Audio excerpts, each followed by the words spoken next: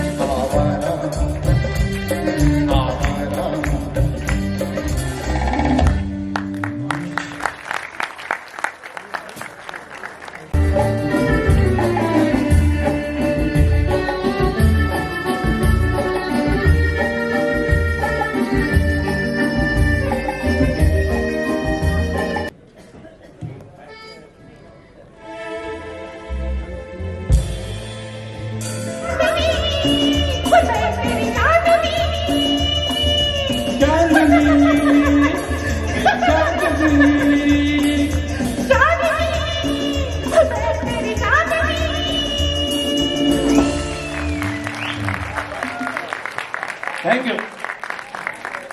Thank you so much Avikal ji, thank you so much. मजा आया? लोग तो कर रहे थे।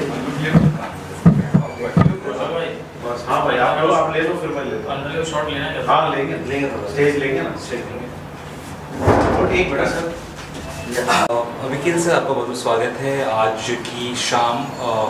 क्या कुछ अलग स्पेशल आप करने वाले? इसके पहले आपने शारदा जी को ट्रिब्यूट दिया था और काफ़ी सक्सेसफुल कार्यक्रम रहा था। अभी क्या कुछ प्लानिंग है? आज क्या कुछ रहा है? आज ये शो जो है हमारे ऑर्गेनाइज़र मिस्टर सचिन तेलंगे जो हैं, काफ़ी सालों से ऑर्गेनाइज़ करवा रहे हैं शोज़। तो उन्होंने मुझे न्योता भेजा कि ये प्रोग्राम जो होगा उसमें आप गाइए आकर के। तो इसमें एक है कि जो मेरा ओपनिंग ट्रिब्यूट होगा that is for Raj Kapoor साहब, उनके 100 एनिवर्सरी पे उनको ट्रिब्यूट दे रहे हैं।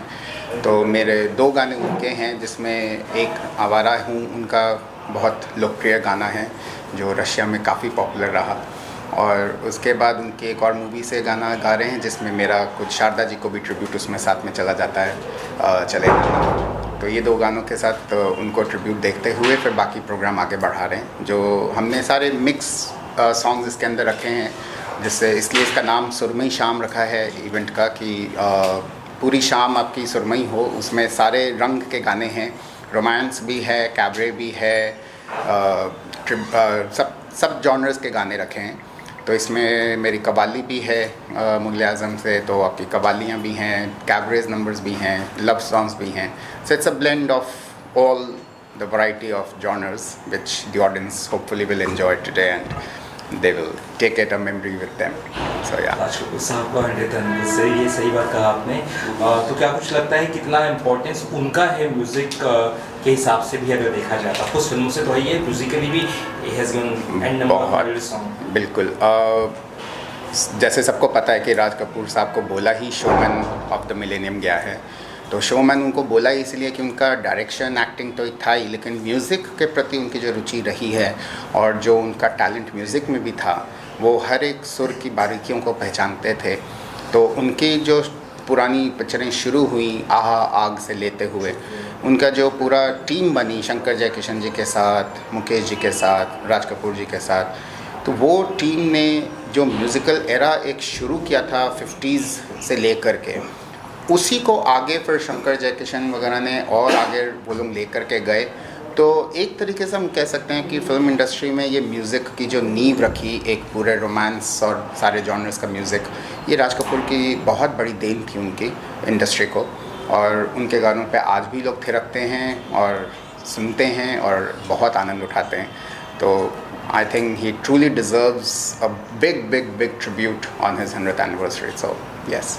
तो आज आपने जैसे कहा कुछ गाने कुछ जो आप परफॉर्म करने वाले आपने बताया भी, उसके अलावा बाकी कोई और भी आपके साथ सिंगर्स परफॉर्म करने वाला है डुएट में, या फिर आप ही अकेला परफॉर्म? नहीं, डुएट में है मेरे साथ में तो वर्षा जी हैं जो इंदौर से आई हैं, तो उनके साथ मेरे डुएट्स हैं। अनुपमा जी हैं, उनके साथ हैं हेमंत जी हैं, उनके साथ भी मेरा डुएट है।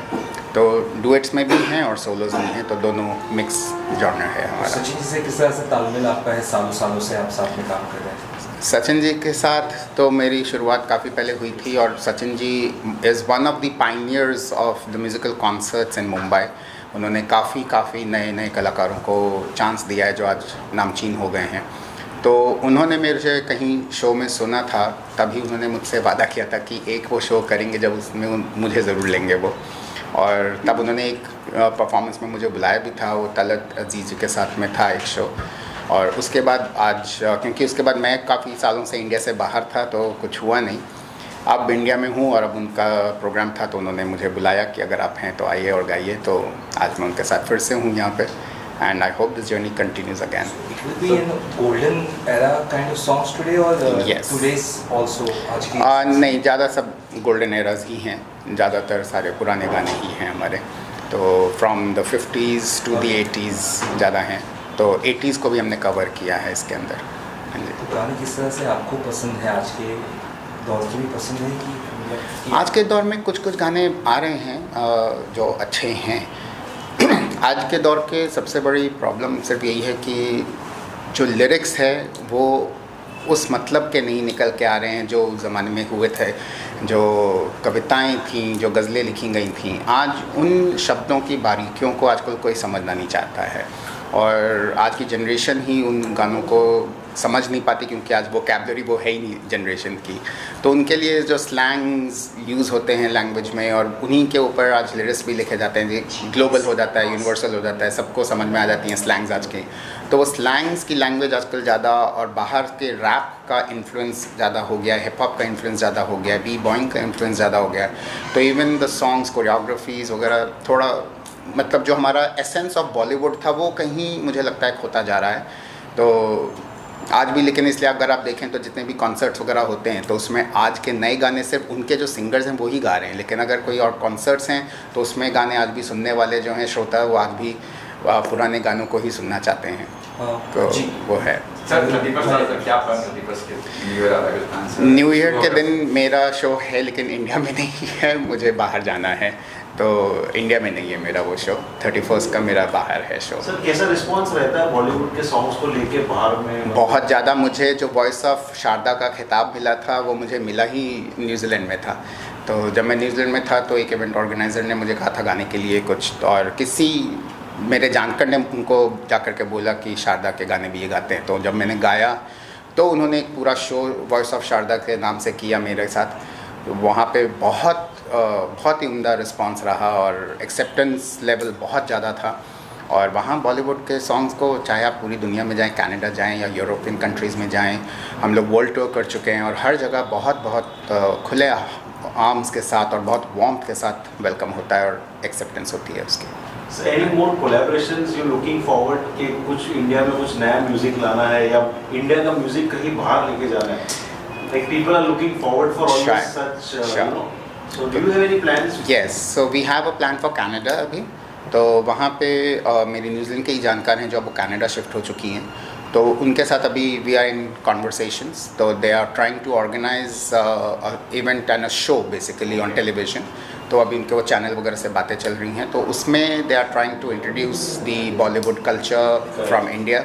और वो चाहती है कि मैं यहाँ से जाऊँ और बॉलीवुड से ही कोई और आए जो एसेंस ऑफ बॉलीवुड वहाँ पे ले करके जाए, क्योंकि अभी भी कनाडा में ज़्यादा पंजाबी कल्चर तो है ही ऑलरेडी, उधर पंजाबी फोक वगैरह को एक्सेप्टेंस काफ़ी है, लेकिन अब जो ट्रू बॉलीवुड कल्चर है उसको हम लोग वहाँ टेलीविज़न पे भी ले करके जाने की सोच रहे हैं। तो that is in the loop and the talks. So I hope जल्दी से जल्दी वो आपको देखने को मिल जाए। As an artist, what do you think about कि जो टेक्नीशियंस है आजकल जो बड़े कॉन्सर्ट्स में और वहाँ से सिर्फ लाउड स्पीकर्स बजते हैं, टेक्नीशियंस होते ही नहीं है। Right. तो what you have to say about कि मतलब आज के जनरेशन में कितना इंपॉर्टेंस है टेक्नीशियंस को भी स्टेज मिलना और परफॉर्म करना?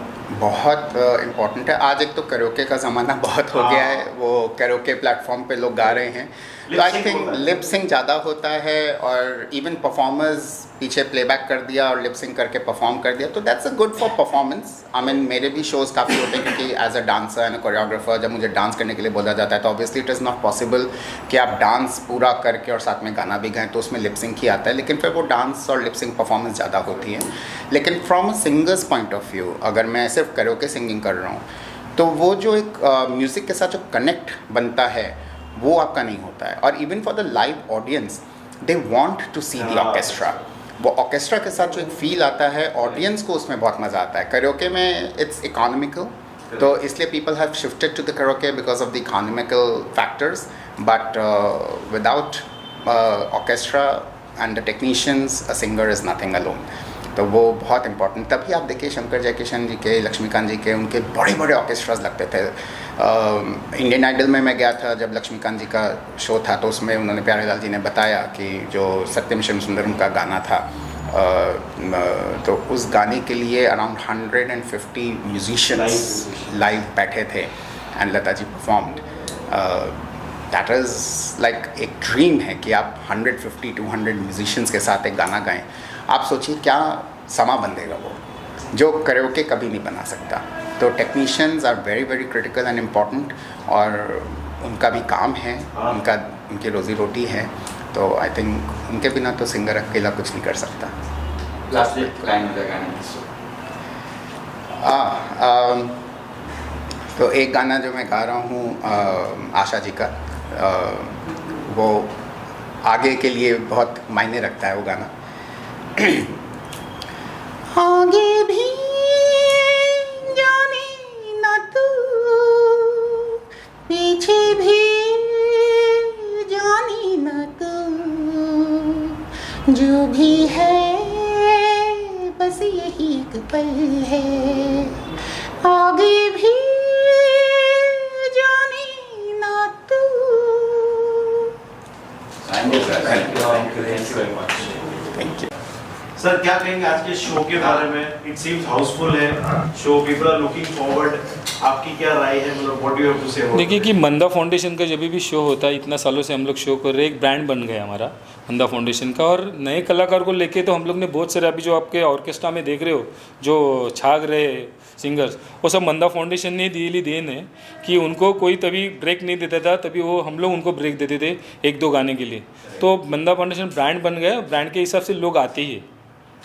सर, कैसा आपकी कैसी मतलब पॉजिटिव एनर्जी है कि मतलब यू नो कि आपको शो करना ही है चाहे कोई भी सर्कमस्टेंसेस हो, और प्लस लोगों का इतना रिस्पांस देखने के बाद फिर आप मतलब कैसे मतलब टेक ऑन करते हो शो? नहीं कि मैं जब भी कॉलेज के ज़माने से शो किया, हम लोग पॉकेट मनी के लिए करते थे ये ड्रामाज वगैरह ये सब, तो उसमें क्या कि शोज़ लोग आते गए और हम लोग शो बनाते गए और शो होते रहे, तो वैसा ही भी मंदा फाउंडेशन ब्रांड बन गया और उसके लोग आते हैं। लोगों को लगता है कोई अलग कुछ मिलेगा, कोई नए सिंगर भी आएंगे और कुछ अलग देंगे, वैरायटी देंगे। अभी आप अविकल कक्कर जी को ही सुनिएंगे तो आपको समझ में आएगा कि कोई एक नया ही कुदरत का करिश्मा ही है कि वो दोनों मेल और फीमेल वॉइस में गाते हैं, तो आपको समझ में आएगा कि उनकी गायकी सुन के कि ये कुछ अलग ही है। पहली दफ़ा आपने जब सुना था इनकी डुअल वॉइस, कितने प्रभावित या सरप्राइज? नहीं, पहली बार सुना था मैंने श्रीराम अय्यर को भी सुना था, मगर उनसे भी अच्छा बेटर ये गाते हैं, नहीं ऐसा नहीं। और इनके गायकी के साथ इनकी जो अदा है, जो स्टेज पे परफॉर्मेंस रहता है, वो परफॉर्मेंस इनका देखने लायक रहता है। वो परफॉर्मेंस और गायकी ये दोनों का जब भी संगम हो जाता है तो एक्चुअली ये कलाकार से अच्छा ही निकलता है। तो आज के बाद इसके अलावा क्या क्या परफॉर्मेंसेस है या क्या क्या इवेंट्स आप लोग कर रहे हैं साथ में? नहीं, साथ में हम लोग अभी बहुत सारे, मगर एक प्लान कर रहे हैं हम लोग बम्बई रात के भाव में, जो पहले जो बम्बई का नाइट क्लब फेमस था रात के लिए, अभी तो नाइट बंद कर दिया है, मगर हम लोग वही कल्चर वापस लोगों को, नए लोगों को दिखाने के लिए, नए यंगस्टर को दिखाने के लिए कि ये कैबरे क्या होता है, ये अश्लील नहीं है, ये क्या है, ये देखो आप देखने के लिए हम लोग अभी एक नया प्रयोग कर रहे हैं कि हम लोग अभी लेके आ रहे बम्बई रात के भाव में, जो सब कैबरे रहेगा उसमें, और डांस रहेगा और सिंगिंग रहेगी, ये तीनों का संगम रहेगा और लोगों को इसमें मज़ा आएगा। अविकल सर क्या कहना चाहेंगे एसोसिएशन के लिए, how did it happen and what is your future plan? बिल्कुल, जैसे इन्होंने बताया कि जब इन्होंने सुना तो इन्होंने खुद आकर के मुझसे कहा कि मैंने बहुत से लोगों को सुना है इस मेल फीमेल के उसमें, लेकिन आपका अलग ही प्रभाव था, और उन्होंने तभी मुझे बोला था कि आपके साथ हम लोग कुछ करेंगे। तो उसके बाद शोज़ किए, फिर अब ये शो है, और जो अभी बम्बई रात की बाहों में जो उन्होंने जिक्र किया, तो उसका अब हम लोग नेक्स्ट ईयर पूरा प्लान कर रहे हैं। तो वो एक शो नहीं होगा, it will be a series of shows. तो उसमें पूरा लाइव ऑर्केस्ट्रा ज़्यादा होगा with the sets on the stage, and it will be like a पूरा performance with musical. So that is what we are trying to create, the Bombay culture of dance bars. But as he said कि वो अश्लीलता पे नहीं होगा। आप जैसे कैबरेज में देखें तो आप हेलन जी को देखें, सारी ज़िंदगी उन्होंने कैबरे परफॉर्मेंसेस दी हैं, लेकिन कभी भी उनको देख करके एक वल्गैरिटी या अश्लीलता कभी नहीं लगी है। उनको सब लोग देखना चाहते हैं, not because of the costumes but her performance. तो हम वो एक परफॉर्मेंस के ज़रिए उस आभास को वापस ला रहे हैं। सो बाय नेक्स्ट ईयर बहुत जल्दी हम लोग उसका अनाउंसमेंट करेंगे। सो वो एक सीरीज़ इनके साथ होगा, तो that will be like a series of shows which will carry on. तो वो एक चलेगा। यस, राज कपूर जी का कोई गाना अगर आप गा दें क्या? हाँ, गा रहे